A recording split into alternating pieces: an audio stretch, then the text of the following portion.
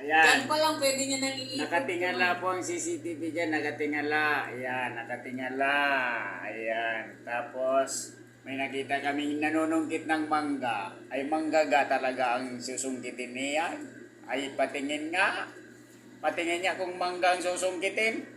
Uy. Ayun, CCTV ay nasungkit. Wala na sa linya. Ha?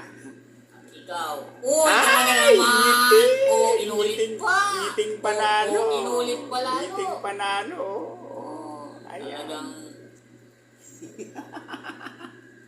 posible naman hindi niya makita yung CCTV. Panukit naman. Anong ulit masasabi mo doon?